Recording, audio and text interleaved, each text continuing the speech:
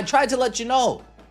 If you guys didn't come out and win this home opener, the response would be, dare I say, nuclear. If you guys didn't come out and win this home opener, the response would be nuclear. That's the word he chose. And watching the Indiana Fever lose their home opener 107-104 to the Dallas Wings, it's hard to argue with that assessment. The response from fans wasn't just negative, it was scorched earth. 3 people got called out by name: Stephanie White, Amber Cox, and Kelly Krauskopf. The 3 decision-makers who built this roster, hired this coach, and now have to answer for what we're watching. Yesterday, and they have no depth. We have no depth to the point where our second string against the Nigerian national team was struggling to score. That's no bueno. That's no good. Our big 3 scored over 70 points, and our depth and lack of defense let us down. Let's talk about what actually happened in this game. The Fever's big 3, Caitlin Clark, Kelsey Mitchell, and Aaliyah Boston, scored over 70 points combined. That should be enough to win a home opener. But here's the problem. Their second unit got outplayed so badly against the Nigerian national team in preseason that people started sounding alarms. And those alarms, they just got louder. The depth issue isn't new, it's been discussed all offseason. But when you watch your bench struggle to generate offense against international competition, and then you see the same problems show up in Game 1 of the regular season, that's a pattern. That's a roster construction problem.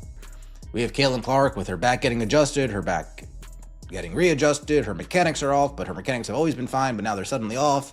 But it's not a back brace, but it's a heating pad, and we're going to be doing this. Do you know what, Stephanie White, you saying that we're going to be doing this with Caitlin Clark all season, do you know what you just signed up for? You signed up for the minute you guys stop doing it, you admit, yeah, it's been a problem. The minute you guys stop taking her to the blue tent or to the tunnel or to the trainer's table and you stop realigning her back, the moment you don't do that for 2 straight games. Now we need to talk about the Caitlin Clark back situation, because this is where things get weird. During the game, she's getting her back adjusted. She's going to the blue tent. She's visiting the trainer's table. And Stephanie White comes out after and says they're going to be doing this all season. Realigning her back, using heating pads, managing her mechanics. Here's why that's a problem. The moment you stop doing those adjustments for 2 consecutive games, you've essentially admitted it was an injury all along. You've created a narrative trap. Either Caitlin has a chronic back issue that requires constant management, or she doesn't. You can't have it both ways. We've seen Larry Bird hurt his back, lying on the floor, resting his back. We see Steve Nash later in his career, his back gave out on him, lying on the floor, resting his back. But unless you're actually injured, athletes don't really get up and go to the trainer's table too often. Think about this for a second. Kevin Durant doesn't get up mid-game to get his back realigned. Anthony Edwards isn't running to the trainer's table between quarters. SGA isn't stopping play for mechanical adjustments. The only times we've seen players consistently manage their backs during games were legitimate injuries. Larry Bird lying on the floor during timeouts. Steve Nash's back giving out late in his career. So what is this? Is it preventative maintenance? Is it an actual injury they're trying to manage without calling it an injury? Because the optics are terrible either way. Yeah, you hate to see it. You hate to see it. Dallas built a better roster in the offseason than the Fever did, and they brought in a better coach than the Fever have. Look at how the Wings bench players were much more impactful than the Fevers. We have 3 great players and not a lot of depth around them.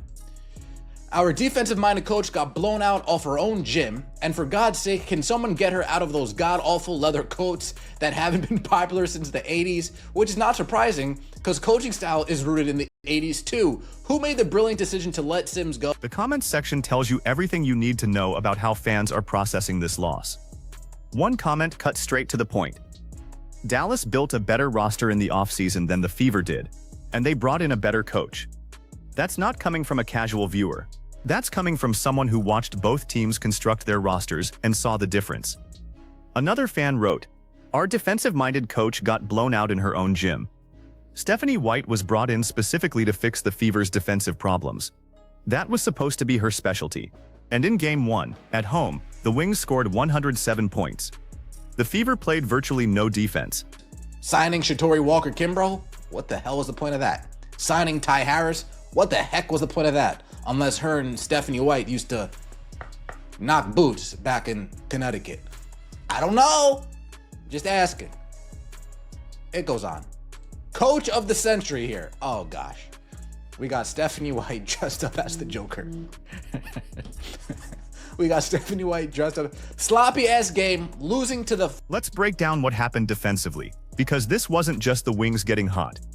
This was systematic failure. Jessica Shepard beat the Fever down the floor repeatedly. Transition defense was non-existent. Open threes for Alicia Clark. Open threes for Ariko Gunbawal. Open threes for Satu Sabali when she checked in. The Wings weren't making contested shots, they were making open shots. There's a massive difference. When a team shoots well because they're getting quality looks, that's a defensive scheme problem. That's coaching. That's preparation. Open shots. How many times did we see Jessica Shepard beat us down the floor? More times than I can count. How many times did we see a swing to an open Alicia Clark for 3, to an open AZ Fudd for 3, to an open Arike Ongobawale for 3? The Wings made their shots because the Fever play no defense. Simple as that. Why does no one on the Fever set screens for Caitlin when she literally is hacked all night and no one cares? Very pathetic, Fever. I hope either CC quits or you lose every game. Venom put a great breakdown down. Now let's talk about roster decisions, because this is where Kelly Krauskopf comes under fire. The Fever let Damiris Dantas walk, a veteran presence who provided size and shooting. They drafted Raven Johnson, who barely played in this game despite showing promise. They signed Temi Fagbenle and Chitori Walker-Kimbrough to veteran minimum deals. Here's the question fans are asking. What was the point of those signings? Temi hasn't shown she can be a consistent contributor at this stage of her career. Chitori is a nice player, but she's not moving the needle for a team with championship aspirations. One comment suggested the only reason Chitori got signed was a personal connection to Stephanie White from their Connecticut days. That's the kind of speculation that happens when roster moves don't make basketball sense. Bad for you.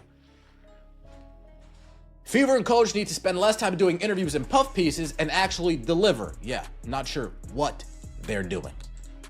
But now let's take a look at Amber. Oh gosh. Caitlin Clark, 1,000 points. Congratulations, Caitlin. Seriously, congratulations. Fastest to 1,000 points. Fastest to 1,000 points, 250 rebounds, 250 assists. I think you did it in like 54 games, if I remember correctly. The next closest to you on that list is like Sabrina at like 82 games. So it's some absurd number like that just shows how incredible of a player. The offensive scheme is another massive issue. 3 pick and rolls. In an entire game, the Fever ran 3 pick and rolls. That's not a typo. For a team built around Caitlin Clark, one of the best pick and roll operators in basketball, running only 3 pick and rolls is coaching malpractice. And here's what makes it worse. Caitlin doesn't get screened for off the ball. Watch the tape. She passes to a teammate, runs baseline, cuts across the paint, comes back up to the wing, and not a single player sets a screen for her. Not one. She's running past 2, sometimes 3 teammates, and nobody is sticking out a leg to free her up. Cox doesn't return to Twitter because this goes nuclear. Oh gosh, Amber Cox. She doesn't care a thing about this, but a fantastic accomplishment for 22. Many more buckets to come. CDS, you're taking advantage of her being a good person. It's not her job to care about that. That's not a player problem. That's a practice problem. That's a culture problem. If your teammates aren't automatically setting screens when your best player cuts, that means it's not being drilled in practice. It means the coaching staff hasn't made it a non-negotiable part of the offense. You know what happens when something gets emphasized in practice every single day? It becomes muscle memory. Players don't think about it, they just do it. The fact that Fever players aren't instinctively screening for Caitlin tells you everything about what's being prioritized in practice. Lineups are awful. Oh gosh. Sheesh. In 5 years, the league's attendance will be right back to what it was the first 27 years. Gosh. Attention, have your team set screens for Caitlin. She's the only one on the team who never gets screened for. I hope she abandons the Fever. It's your job to do something. she never gets screened for. Folks, I said this yesterday. Then there's Amber Cox, the team president, who posted on social media about Caitlyn reaching 1,000 career points. Fastest ever to 1,000 points, 250 rebounds, and 250 assists. She did it in 54 games. The next closest player on that list is Sabrina Ionescu at 82 games. It's an absurd accomplishment. And Amber's post said Caitlyn doesn't care a thing about this. The response from fans was immediate and brutal. It's not her job to care about that. It's your front office's job to uplift her. That's the disconnect. The Fever's administration doesn't seem to understand that promoting your superstar is part of building a championship culture. I saw Caitlyn pass the ball. Let's just say it was Raven Johnson. Pass the ball to Raven Johnson up top. Go down and set a screen for Sophie Cunningham. Sophie Cunningham comes up. I believe Sophie Cunningham gets the ball back, if I remember correctly. Caitlin Clark proceeds down to the corner, goes across the baseline, cutting by Michaela Timpson, no screen set, comes back up, maybe behind Lexi Hull, no screen set. Caitlin Clark goes down to the corner, runs baseline, and comes back up to the wing, passing at minimum 2 teammates, at maximum 3 teammates, and not one of them set a screen for her. Look at how other teams handle their stars. The Las Vegas Aces make sure Asha Wilson is front and center in everything they do. The New York Liberty built their entire brand around Sabrina and Brianna Stewart. The Fever have the most popular player in WNBA history, and their own president is downplaying her accomplishments. One fan wrote, "The administration of the Fever is the worst I've ever seen when it comes to promoting their best player." Another said, "She won't be in a Fever jersey much longer if you keep White."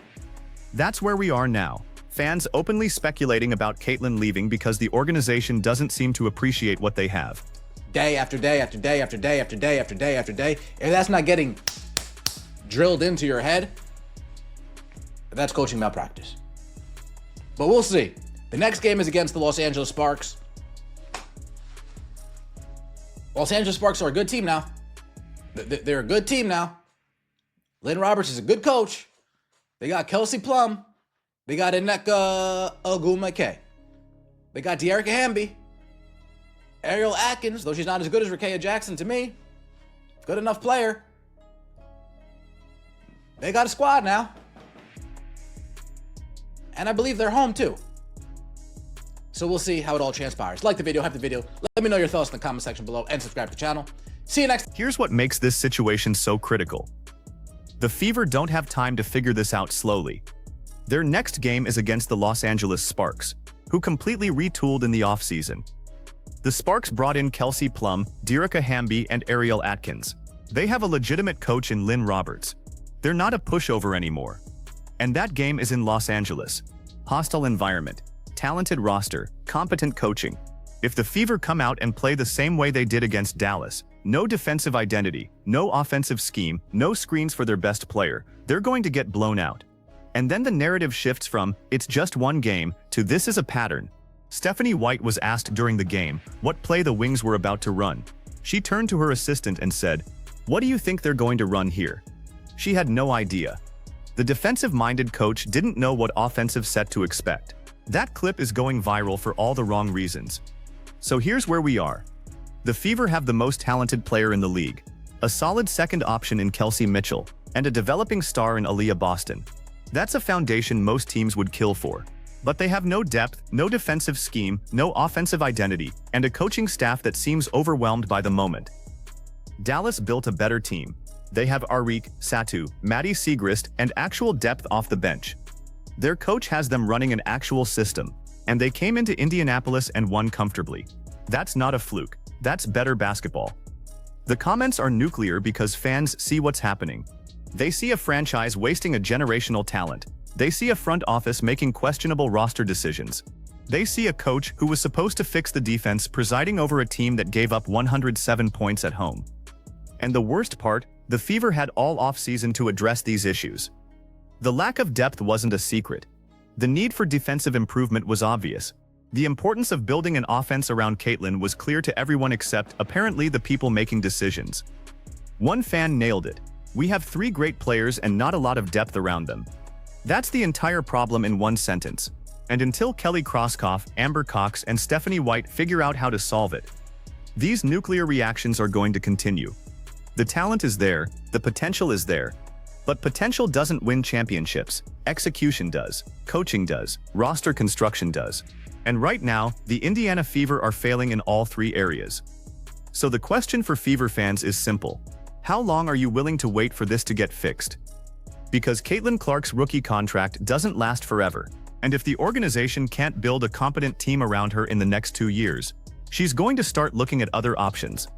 That's not speculation, that's reality.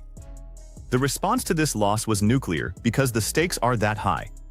This isn't just about one game in May. This is about whether the Fever are serious about winning, or whether they're content to waste the most marketable player in league history on mediocre rosters and questionable coaching. What do you think? Are the Fever doing enough to maximize Caitlin's talent? Is Stephanie White the right coach for this team? Should Kelly Krauskopf have built more depth in the offseason? Let me know in the comments, hit that like button, and subscribe for more WNBA coverage. Because this story is just getting started.